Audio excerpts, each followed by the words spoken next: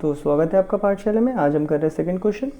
क्या पूछ रहा है? The work function of A caesium is इतना। ओके, सो बोल रहा है कि तुम्हारे पास एक मेटल शीट है, किसका है? सीजियम का है। अब इसका वर्क फंक्शन याद करो। इसके ऊपर कोई भी लाइट आ रहा है तो लाइट आके यहाँ से जो इलेक्ट्रॉन निकलते हैं उसको यहाँ पे, ये वर्क फंक्शन मैंने पढ़ाया था, इसे को क्या लिखते थे? फाई लिखते थे। फाई नोटेशन था, इसे हम वर्क फंक्शन कहते थे, वर्क फंक्शन। और इसका डिफिनेशन मैंने क्या बताया था? कितना सबसे कम एनर्जी कितना रिक्वायरमेंट है कि ये आके जब हीट करे, ये लाइट जब आके हीट करे और यहाँ पे जब वो फोटोन जैसा बिहेव करे, जब वो इंटरफेस में आता है तो एक इलेक्ट्रॉन निकाल दे, तो मिनिमम एनर्जी रिक्वायर्ड। तो लिख देंगे यहाँ पे, इसका डेफिनेशन ही हमने पढ़ा था, that is minimum energy required to eject an electron. इसे हम कहते थे वर्क फंक्शन। और ये जो मिनिमम एनर्जी है, अब हमें अच्छे से पता है एक फोटोन का एनर्जी किस में होता है? फोटोन का एनर्जी होता है फ्रीक्वेंसी में। और इस एनर्जी का फॉर्मूला क्या है? E equal to h nu होता है। अब यहाँ पे साफ साफ बोला है minimum energy, that is the minimum, lowest minimum energy, जिसमें एक लिख लेगा। पहले पढ़ा क्या? तो वर्क फंक्शन के डेफिनेशन हमने पढ़ के रखा है पहले से। अब पूछ रहा है, यहाँ पे बोल दिया है आपको कि जो वर्क फंक्शन है वो कितना है, जो मिनिमम एनर्जी निकालने के लिए चाहिए वो कितना है? 2.14 इलेक्ट्रॉन वोल्ट। 2.14 electron volt. अब देखो, तुमने बचपन से पढ़ा है, अब मैंने यहाँ पे लिखा है मिनिमम एनर्जी। एनर्जी का यूनिट हमें जूल अच्छा लगता है, बट यहाँ पे तो इलेक्ट्रॉन वोल्ट लिख दिया। अब इसका रिश्ता क्या है समझना ज़रा। इलेक्ट्रॉन वोल्ट, इसको अगर तुम्हें जूल में कन्वर्ट करना है, तुम सिंपल सा एक चीज़ करो, ये जो इलेक्ट्रॉन है इसको यहाँ से हटाओ, इलेक्ट्रॉन को यहाँ से हटाओ। इलेक्ट्रॉन का चार्ज कितना है? 1.6 × 10⁻⁻19। डन है क्या? ये कर दिया। जैसे ही हम मल्टीप्लाई कर दोगे जूल में कन्वर्ट होता है। ये होता कैसा है बोलने से आपने पढ़ा होगा, potential is equal to work done upon charge. क्या ये बातें क्लियर है? तो यहाँ पे चार्ज क्या है? इलेक्ट्रॉन का चार्ज है, तो यहाँ पे वर्क आप पे आ रहा है V × E। पहले पढ़ा क्या? तो वर्क का यूनिट जूल है, ठीक है। पोटेंशियल का यूनिट पोटेंशियल ही रहेगा, इलेक्ट्रॉन का चार्ज यहाँ डाल दो तो जूल पोटेंशियल इंटू इलेक्ट्रॉन एक ही चीज़ बन जाते हैं। तो सिंपल सा मल्टीप्लिकेशन है, मल्टीप्लिकेशन आप लोग कर सकते हो। तो मल्टीप्लिकेशन मैं ऐसे फ़ोन से कर दूंगा और जब डिवीजन रहेगा तो मैं खुद करूँगा, ठीक है। 1.6 तो आपके पास आएगा कुछ 3.424, क्या आएगा? जूल में। अब हमें अच्छा लग रहा है कि ये जूल में है। चलो ये पार्ट हो गया। Find the threshold frequency of the caesium. और मैंने बताया था हर metal to metal threshold frequency अलग होता है। सो यहाँ पे हम लिख देते हैं as threshold frequency is the minimum frequency, सबसे कम फ्रीक्वेंसी है, minimum frequency at which an ejection of electron is possible by light बोलो या फोटोन बोलो, जो बोलना है बोलो। डन है क्या? अब यहाँ पे बोला है मिनिमम एनर्जी, हमें पता है लाइट में एनर्जी कितने के बराबर होता है? h न्यू के बराबर होता है। अब मैं बोल रहा हूँ मिनिमम एनर्जी चाहिए। अब देखो मिनिमम एनर्जी चाहिए और यहाँ पे क्या बोलते हैं, आपको वर्क फंक्शन दे के रखा है, तो कहीं ना कहीं मैं बोल सकता हूँ यहाँ पे जो वर्क फंक्शन है उसी के लिए जो मिनिमम एनर्जी चाहिए वही आपका थ्रेशोल्ड फ्रीक्वेंसी के हिसाब से, मतलब h म्यू के हिसाब से ए बी एनर्जी पहले पढ़ा। तो वर्क एनर्जी एक ही चीज़ है ना, वो तो बचपन में पढ़े हो तुम लोग। तो यहाँ से मैं अगर थ्रेशोल्ड फ्रीक्वेंसी निकालूँ तो मेरे पास कितना बचेगा? 5/h। अब देखो ज़रा, so mu naught is equal to work function जो हमने जूल में कन्वर्ट किया है, that is 3.424 divided by h, Planck's constant, that is 6.6 × 10⁻34। यहाँ तक बातें क्लियर? ओके। अब देखो, सो म्यू नॉट, फर्स्ट स्टेप हमारा हमेशा वही रहेगा कि आप कोई भी तरीके से डेसिमल को यहाँ से ये करो। देखो मैं फर्स्ट टाइम करवा रहा हूँ तो दिखा रहा हूँ बढ़िया से करवा के। यहाँ लिख दिया मैंने 6.6, इसको ऊपर भेज दिया -34, और माइनस ऊपर जाएगा तो +34। ओके। अब आपको अप्रॉक्सीमेशन लेना है। आप देखो इसका बाद पॉइंट के बाद एक ही नंबर है, इसका पॉइंट के बाद बहुत सारे नंबर हैं। डन है क्या? तो मैं इसको क्या कर रहा हूँ, ईजीनेस के लिए मैंने इसको लिख दिया खाली 3.4, राउंड ऑफ करने के बाद भी इतना ही आ रहा है, और 6.6 और यहाँ 10⁻34। यहाँ तक बातें क्लियर है? दोनों में सेम नंबर पे डेसिमल है। अभी सेम नंबर डेसिमल कर दिया तो मैं 34/66 डायरेक्ट लिख सकता हूँ। ये हुआ। अब मैं डिवीजन करता हूँ, ठीक है। तो 66 से किसको डिवाइड करना है, 34 को। ओके, तो जैसे ही ये तो पहले छोटा है, पॉइंट लेने के बाद 0 बन गया। अब बस अब 6 का टेबल भरो, 6 1 6, 6 2 12, ठीक है, 3 6 18, 24 5 6। सो 5 टाइम्स में 5 टाइम्स देखो, 5 6 30, 3 कैरी है, 5 6 30, दैट इज़ 33 समथिंग आ रहा है। सो इसको तुम माइनस कर लोगे तो कितना आएगा तुम पे, यहाँ 10 आ गया, यहाँ एक पॉइंट था तो उसका 0 ऑलरेडी तुम्हें मिल गया। अब ये एक ही बार आ गया, दैट इज़ 66 बचा यहाँ पे। अभी देखो 0, इसको तो करना सबको आता है, 9 8 10 बिहेव करेगा, तो एक आ गया 4 6 7 8 9, तो 34 पहले का 0 था तो हमने कर दिया, फिर से 340 आ गया, मतलब 5 आ जाएगा। तो कहीं ना कहीं म्यू नॉट में लिख सकता हूँ 0.515 इंटू 10⁻34। यहाँ तक बातें क्लियर है। अब देखो, अब ज़रा देखना, क्या मैं इसी नंबर को ऐसा लिख सकता हूँ 5.15/10। अभी देखो, देखना ज़रा, 5.15 मैंने जो लिखा है ना 5.15, मैं इसी तरह बच्चों को समझाता हूँ, उन्हें ये थोड़ा इजी लगता है, डिवाइडेड बाई 10 करता हूँ तो क्या नंबर, यही नंबर आता है ना, ऐसा लिखा जा सकता है। अगर ये ऐसा लिखा जा सकता है तो क्या मैं लिख सकता हूँ 8 10 तो +1 यहाँ है, ऊपर जाएगा -1 आ जाएगा, तो 5.15 इंटू 10⁻, अच्छा ऊपर जाएगा +1, ऊपर जाएगा फिर माइनस रहेगा तो +33 बचेगा, तो ये हर्ट्ज़ है। तो इतना रहेगा थ्रेशोल्ड फ्रीक्वेंसी। क्या ये बातें हमें समझ आता है, डन है क्या? चलो ओके, अब आ जाओ, अब इसका आगे वाला पार्ट भी देखते हैं। इसका नेक्स्ट पार्ट में हमसे क्या पूछ रहा है, the wavelength of the incident light of photon. अच्छा, the wavelength of the incident light, ये जो लाइट आ रहा है इसका वेवलेंथ कितना है ये भी हमें बताओ। If the photo current is brought to 0 by the stopping potential इतना। ओके, अब देखो स्टॉपिंग पोटेंशियल का फंडा जो तुम्हें याद होना चाहिए, स्टॉपिंग पोटेंशियल। सो स्टॉपिंग पोटेंशियल मैंने क्या समझाया था तुम्हें, स्टॉपिंग पोटेंशियल, इसको जब मैंने बताया था मैंने बोला था कि at this potential maximum kinetic energy वाला, the maximum kinetic energy possessed electron is stopped. Done है क्या? ये था मैंने बताया। अब मैंने तुम्हें बताया था ये भी कि यहाँ से जो लाइट आता है इसके पास जो भी एनर्जी होता है ये क्या करता है अपना, इसके पास जो भी एनर्जी है h न्यू, ये क्या करेगा, इसमें से कुछ एनर्जी को यूज़ करेगा वर्क फंक्शन ओवरकम करने के लिए। सपोज़ यहाँ से 10 जूल आया, उसने 6 जूल यूज़ कर लिया वर्क फंक्शन ओवरकम करने के लिए, और जो बाकी बचा हुआ 4 जूल रहेगा उसके साथ वो काइनेटिक एनर्जी से भागेगा। अब ये जो स्टॉपिंग पोटेंशियल है इसी को तो डिक्रीज़ करता है। तो हमें अच्छे से पता है जब लाइट में से जो भी एनर्जी आते हैं h न्यू, उसमें से कुछ पार्ट यूज़ करते हैं वर्क फंक्शन को ओवरकम करने के लिए, और जो बाकी बचा पार्ट है उससे हम करते हैं काइनेटिक एनर्जी, मतलब वो इलेक्ट्रॉन काइनेटिक एनर्जी गेन करता है। डन है क्या? अब देखो यहाँ पे बोला है स्टॉपिंग पोटेंशियल किसको रोकता है, काइनेटिक एनर्जी को रोकता है। और जब मैंने पढ़ाया था मैंने बोला था पोटेंशियल का रिश्ता एनर्जी के साथ क्या है, एज वी नो, जैसे कि हमें पता है पोटेंशियल का रिश्ता, पोटेंशियल वर्क बट्टा चार्ज होता है। यहाँ पे चार्ज कौन है, इलेक्ट्रॉन का चार्ज है, तो potential is equal to work बट्टा इलेक्ट्रॉन, तो work is equal to potential into electron. Therefore the work done by potential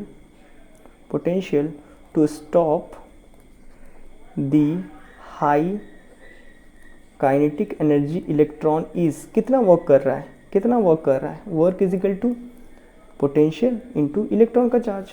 तो इसको कर लोगे तो तुम्हें मिल जाएगा, दैट इज कितना वर्क कर रहा है, जितना वर्क कर रहा है, जितना वर्क करके रोक रहा है उतना ही काइनेटिक एनर्जी है ना। 10 जूल काइनेटिक एनर्जी है तो वो 10 जूल का ही नेगेटिव वर्क कर देगा ऑपोजिट में, तो रोक देगा ना उसको, ठीक है। 10 जूल के साथ इस तरह भागना चाहता है, वो 10 जूल से रोक देगा तो रुक जाएगा। सो यहाँ पे जो वर्क है वही ना कहीं हमारा मैक्सिमम काइनेटिक एनर्जी है। और किससे निकालेंगे, V इंटू ई। पोटेंशियल आपको कितना दिया है, यहाँ पे क्वेश्चन में आपको मेंशन किया था स्टॉपिंग पोटेंशियल कितना है करके, 0.60। स्टॉपिंग पोटेंशियल है 0.60, इलेक्ट्रॉन का चार्ज 1.6 इंटू 10⁻⁻19। सो इसको सिंपल इसको मल्टीप्लाई कर लेंगे तो 0.6 इंटू 1.6, तो हमारे पास आ रहा है 0.96 इंटू 10⁻⁻19 जूल। यहाँ तक हमें बातें समझ आता है। देयरफॉर क्या मैं इसी इक्वेशन को भी लिख सकता हूँ, जो एनर्जी के साथ वो आया था, दैट इज़ h न्यू। वो कितना एनर्जी के साथ आया था, h न्यू के साथ आया था। क्या वो हम उसे निकाल सकते हैं? क्या क्वेश्चन में गिवन है हमारे पास? क्या पूछा है भाई? The work function, threshold frequency, the incident light. अच्छा, लाइट बोला है। लाइट बोलने से हमें एक और चीज़ पता है, as in the question it is mentioned the incident radiation is light। एक लाइट है, सो इसकी स्पीड हमें पता है 3 × 10⁸ मीटर पर सेकेंड, और हमसे लैम्डा निकालने पूछा है ना, वेवलेंथ निकालने पूछा था। ओके, तो मैं इसको भी यूज़ करता हूँ। और एक और चीज़, वेवलेंथ पूछा है तो फ्रीक्वेंसी है सब, तो आपको पता है ना वेवलेंथ का रिश्ता। अच्छा मैं बताऊँ, स्पीड का रिश्ता बताता हूँ। स्पीड क्या होता है तुम्हारे पास, डिस्टेंस बट्टा टाइम होता है। सो यहाँ पे लाइट का स्पीड c लिखा, डिस्टेंस वो वेवलेंथ में कवर करता है, डिवाइड बाई t, तो c is equal to lambda. यहाँ पे जो 1/t के जैसा ये पार्ट है, ये बिहेव करेगा एज ए फ्रीक्वेंसी। तो कहीं ना कहीं क्या मैं फ्रीक्वेंसी को लिख सकता हूँ, इस फ्रीक्वेंसी को c बट्टा लैम्डा लिख सकता हूँ? हाँ मैं लिख सकता हूँ। तो इसी इक्वेशन को अगर मैं मॉडिफाई करूँ तो h फ्रीक्वेंसी की जगह में क्या लिख दूंगा मैं, c बट्टा lambda is equal to a work function है। वर्क फंक्शन कितना था, वर्क फंक्शन आपके पास क्वेश्चन में साफ साफ दिया है, वर्क फंक्शन कितना है 3.424। तो लिख देता हूँ इसका वैल्यू, लिख दूंगा, ठीक है, कुछ देर मेरे को। और काइनेटिक एनर्जी कितना है, स्टॉपिंग पोटेंशियल के बराबर, जिसको मैंने निकाला था, that is EV0। Stopping potential है, नॉट लिखो। क्या बात है, क्लियर है? h का वैल्यू पता है, c का पता है, इसका पता है, इसका पूरा पता है, तो इसको भी डाल देना है। और क्या करना है, ठीक है, तो करते हैं फटाफट। ओके,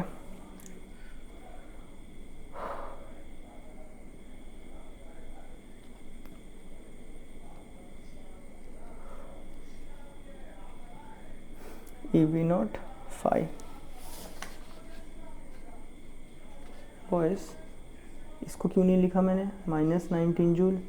मल्टीप्लाई करने के बाद -9, इसको तो बाकी का यूज़ नहीं किया ना। अरे यार हो गया गलती, अच्छा गलती नहीं हुआ, छोड़।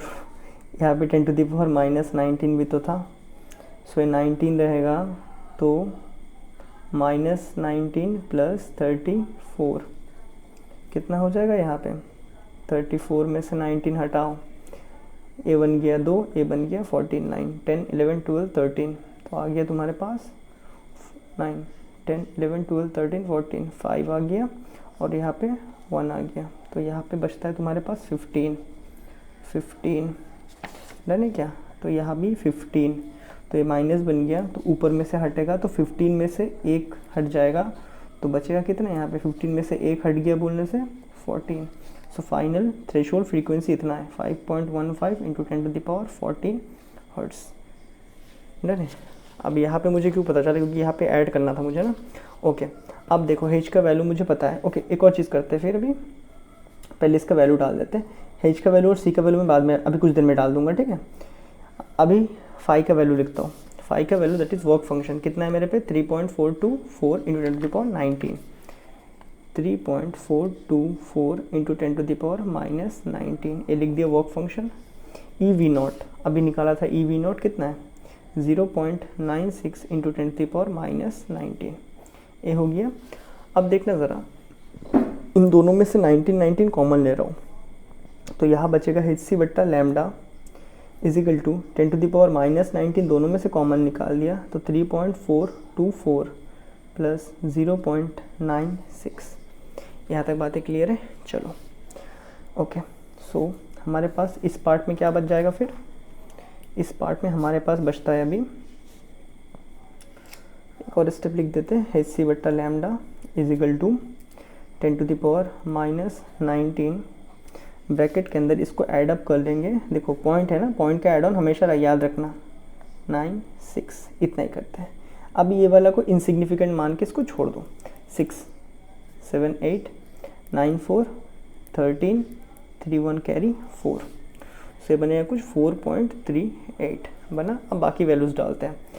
हेज का वैल्यू हम लोग को पता है, दैट इज़ अच्छा लैम्डा निकालना है ना, तो क्या मैं लिख सकता हूँ लैम्डा को इस तरफ लेके जाऊँगा तो लैम्डा इज इक्वल टू क्या आएगा H C divided by 4.38 into 10⁻⁻19। तो लैम्डा निकालेंगे, हेज का वैल्यू हमें पता है 6.6 इंटू 10⁻34, स्पीड ऑफ लाइट है 3 इंटू 10⁸ डिवाइडेड बाई यहाँ पे 4.38 इंटू 10⁻⁻19 ये आ रहा है लैम्डा का value. So lambda is equal to, numbers को सेपरेट कर दो, 6.6 ए कर दिया 3। अब देखो ये 4.38, इसको क्या मैं लिख सकता हूँ लगभग कुछ ना कुछ 4.4 के बराबर दिख रहा है ना, मैं राउंड ऑफ कर रहा हूँ इस चीज़ को। 4.38 को 4.4 के बराबर लिख दिया। अब नंबर वालों को सेपरेट कर दो तुम यहाँ पे, 30 ए बन गया +8 का, ए -19 ऊपर जाएगा तो +19 हो गया। अब देखना 6.6 दोनों में सेम के बराबर मैंने पॉइंट रखा तो पॉइंट हटा सकते हैं हम इस तरह, डर क्या, तो 3 लिख दिया। और इस वाले पार्ट में सो ये दोनों प्लस के दिख रहा है तो इनको पहले कर देते 8 8 16 117 दैट इज़ 27 34 में से हटाना पड़ेगा। सो ये छोटा तो ये 2 बन गया, ये 14 बन गया, तो कितना बचता है 7 बचता है, 10⁻7। Well and good. अब काट पीट सकते हैं, 22 ज़ा 30 3 ज़ा, तो लैम्डा तुम भी कितना होता है 3 3 ज़ा 9 3 3 ज़ा 9 दैट इज़ 99 को किससे डिवाइड करना है 22 से, तो 4 टाइम्स में आ जाएगा, 4 2 ज़ा 8 4 2 ज़ा 88 आ गया। यहाँ बचेगा तुम्हारे पास 11, एक पॉइंट लिया तो 0 मिल गया तुम्हारे पास। अभी 5 में आ जाएगा शायद, 5 2 ज़ा 10 5 2 ज़ा 10 और 11, तो लगभग तुम्हारे पास यहाँ पे लैम्डा निकल के आ रहा है 4.5 इंटू 10⁻⁻7 बड़ा वाला था यहाँ पे, ठीक है माइनस में था, -7 ठीक है मीटर में आ रहा है। अब हमें पता है हम लोग लैम्डा को ज़्यादातर किस में लिखते हैं, नैनोमीटर में लिखना हमें पसंद है। अब फिर से ध्यान दो, अभी जो मैं यहाँ पे कर रहा हूँ उसमें ध्यान देना, एक्स्ट्रा फोकस करना। So lambda is equal to, अभी मैं इसको लिखूँगा कुछ इससे तरीके से, देखो यहाँ मुझे कितना चाहिए, यहाँ मुझे चाहिए 10⁻⁻9। क्यों चाहिए, क्योंकि मैं इसको नैनोमीटर में लिखना चाहता हूँ। यहाँ पर असली क्वांटिटी में 7 रहना चाहिए, तो यहाँ पे 10⁻2 भी रखना पड़ेगा। अभी देखो ये दोनों मिलके क्या -7 ही बनाएगा, और यहाँ पे जो बेस क्वांटिटी उसको ऐसे ही रहने दो। क्या ये बातें क्लियर है, ये सेटअप समझ आया ना। मैं -9 में लिखना चाहता हूँ नैनोमीटर में, लेकिन ये क्वांटिटी चेंज भी नहीं होना, तो मुझे यहाँ पे 2 डालना पड़ा, क्योंकि आपस में मिलके -7 बना ले रहे हैं। डन है। अब ये तो नैनोमीटर के लिए मैंने सेटिंग किया। अब इसको जब मैं इसके साथ मल्टीप्लाई करूँगा तो कितना बन जाएगा, 4.5 को इसके साथ ईजिली बोल सकते हो 450 बनेगा, और यहाँ -9 मीटर। अब इस चीज़ को पूरा मैं नैनोमीटर लिख दूंगा, तो लैम्डा इज इक्वल टू कितना हो जाएगा तुम पे 450 नैनोमीटर। डन है क्या, तो ए है जाके तुम्हारा इंसिडेंट लाइट का फ्रीक्वेंसी। डन, तो ये था आपका सेकंड नंबर क्वेश्चन, और आई होप आपको ये चीज़ समझ आया होगा।